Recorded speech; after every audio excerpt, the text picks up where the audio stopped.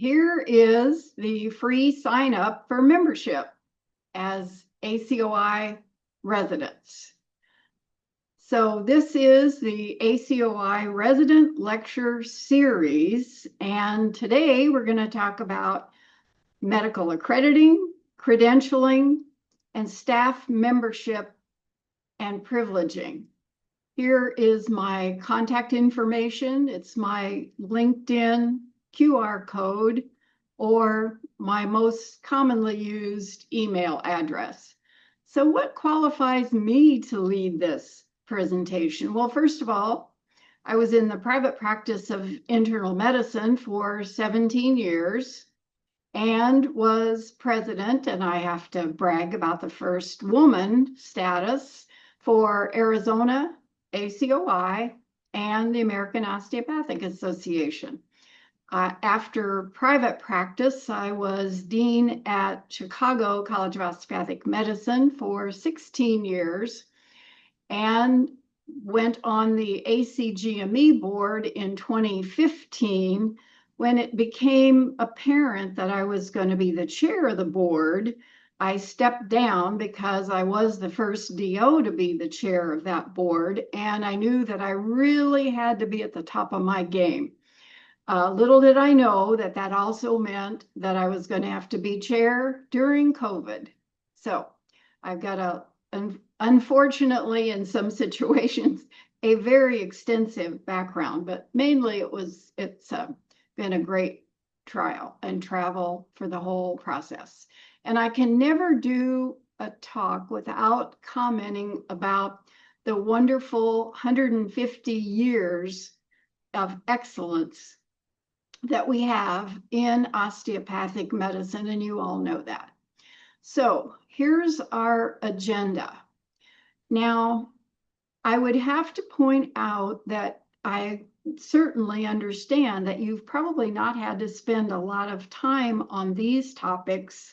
And frankly, in your medical school experience and residency, you've only had given them just a small amount of attention. However, when you're getting ready to enter into practice, these become critical pieces to understand. Now, it's also confusing because the terms sound a lot alike. They're all processes, and that's why.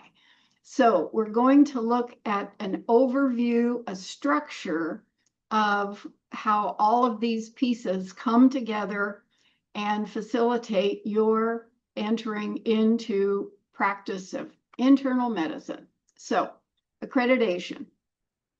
There are three types of accreditation: undergrad, grad, and continuing med ed. Just to be complete, certainly you all went to a COCA accredited medical school, which is the group that accredits all the DO schools. And on the MD side, it's the Liaison Council for Medical Education. Now, graduate medical education is the exception to the accreditation policy or process where we have two separate MD and DO systems, and that's the ACGME. So this group accredits all residencies and fellowships in the United States that have a universal accreditation, and it also accredits some in other countries. Now, we put them together effective July 1, 2020, with the old osteopathic and old ACGME separate systems. The reason, it was because we were growing more medical schools on the DO side than residencies. And since the accreditation groups are different, one was not required to start the other. So in other words, we ended up with more graduates on the DO side than we had first year positions on the DO side.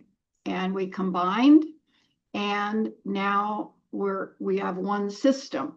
So all US and in this case, international medical schools with the MD degrees are eligible for an ACGME accredited residency and fellowship program. Different processes for national and international, but nevertheless eligible. Now, one of the things that was new in the process of putting them together was a new designation that had never been in place before, which is basically called recognition, because there's more than just one kind. However, it was put in place to acknowledge osteopathic recognition. Now, 16% of all of the programs that have osteopathic recognition were previously ACGME only. So that designation is open to any residency program in ACGME, and an MD can take an osteopathic recognition program as well. Now, on the DO side, there is also a certificate called Distinction of Advanced Osteopathic Training. So if you are a DO and you take osteopathic recognition programs or an osteopathic recognition program, you're eligible to get that additional certificate. Okay. On the continuing medical education side, all state licensing boards require CME credits, and you have to continue to get them to maintain your license. And every state has their own set of numbers and types and specialty categories of pieces of information they want you to have and such. There are 2 accreditors for CME programs, AOA, and in this case, the Accreditation Council for CME. So now, credentialing has 2 pieces. Licensure will be the first one we're going to look at. Now, this gets complicated, and I've highlighted the fact that there are examiners, exams, and boards. Examiners, exams, and boards. Now, there are the AOA or osteopathic examiners, licensing, and boards, and MD examiners, licensing, and boards. So the examiners are NBOME, or on the MD side, MBME. The exams, you're certainly familiar with COMLEX because you couldn't have graduated from a DO school without having passed COMLEX 1 and 2. And on the MD side, the exam is USMLE. Now, licensing boards are in this licensing category for our discussion. However, they're totally under the jurisdiction of each individual state. Whereas the examiners and the exams have an MD side and a DO side, the licensing boards are much more complex. Now, 13 states have separate licensing boards just for DOs. 37 states have composite boards that license all physicians. And what each licensing board requires is, again, based upon what that state law says. Now, the other part of credentialing is certification. So there are physician certifying boards. On the DO side, the AOA oversees the certifying exams that have historically been taken by DOs. Every specialty certifying board is under the auspices of the AOA. Now, they create their own policies and processes. However, they are under the auspices and direction and oversight of the AOA. And there's a reason why I'm making a point about that in a minute. Now, MDs can take the osteopathic certifying exams. And you see it's not just the MD degree, it's international MDs who have got that particular country's designation for physician. And they can take these exams as well.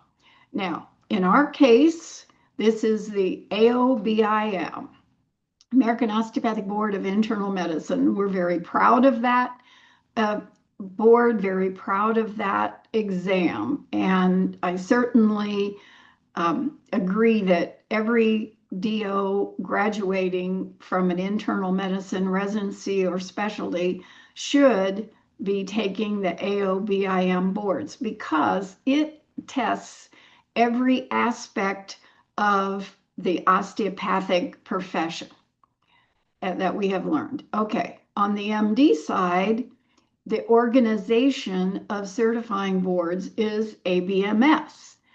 Now, historically, that was the set of exams taken by anyone with an MD degree or its international equivalent.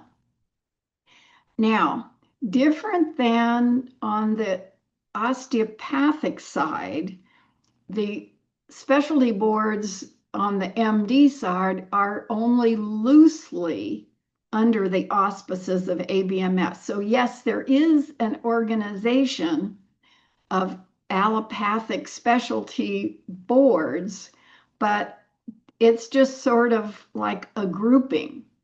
The ABMS does not tell those specialty boards what they can do or have to do.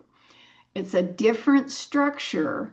So even when ABMS sends out a notice and says, this is our policy on XYZ, each individual board that certifies primarily on the MD side can decide if they agree with that or not. And that has caused us some problems, let's just put it that way. However, DOs are eligible for these exams. Again, they only test you for the allopathic approach to medicine and do not include the osteopathic processes and expectations. Okay. All right. Now, this is going to be a little more nuanced. And if you notice, I put a bold in the word specific, because when you are going to become a staff member, every hospital and every system has its own process. There are some similarities, however. Now, first of all, when you apply for hospital privileges, you are going to have to provide credentials. And almost every hospital and system requires primary source verification. They're not going to accept your copy of the license or your report of completing some particular exam. They are going to go back to the primary source and verify. And these are some of the credentials that in most cases every hospital and every system requires. Certainly you have to have a license in that jurisdiction. And I say jurisdiction because some hospitals and systems spread over more than one state or even a territory. So whatever applicable license is required. You're certainly going to have to get a DEA registration for prescribing drugs. That is a national system. You will also have to get a national provider identifier, an NPI. For you as an individual physician, it's a type 1-individual.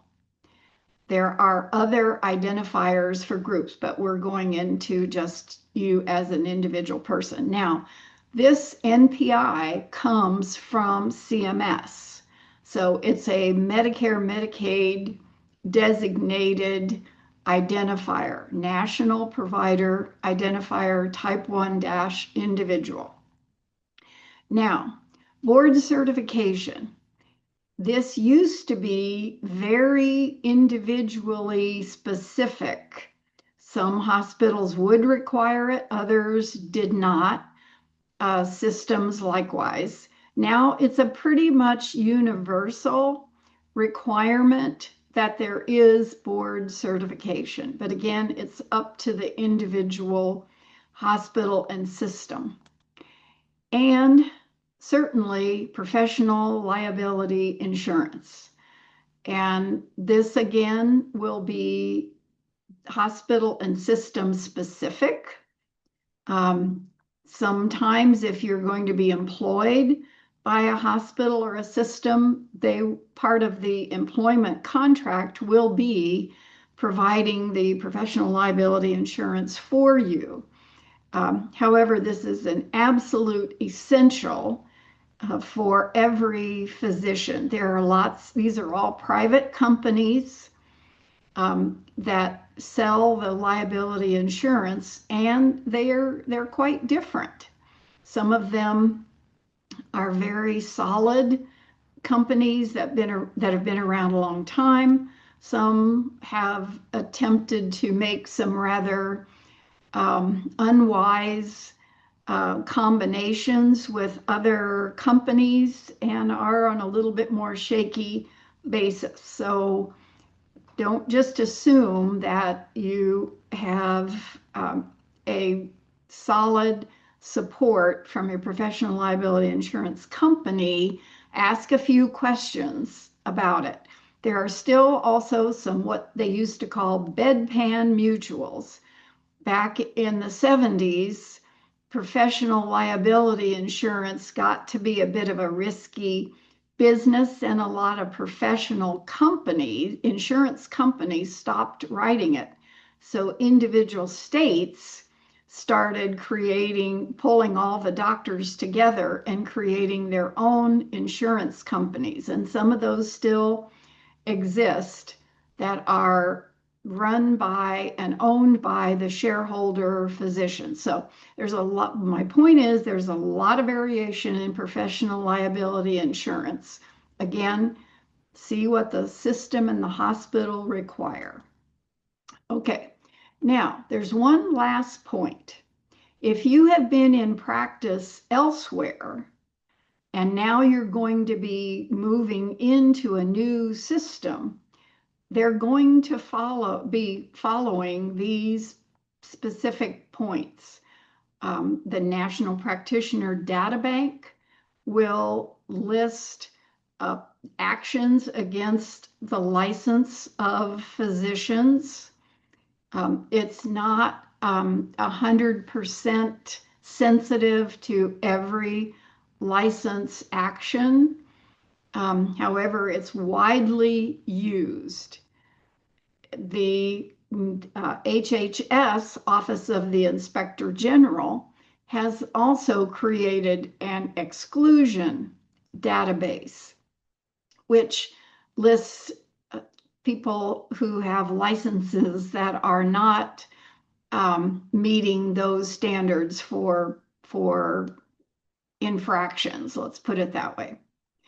Also, the Federation for State Medical Boards has a board action data bank.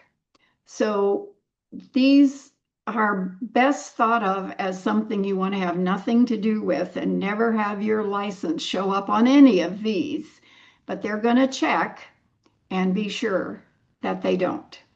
So this has been an overview of credentialing. We will be available for questions. This is the contact information for myself, and certainly you can contact Kara Kearns, who is always available to answer your questions. Thank you.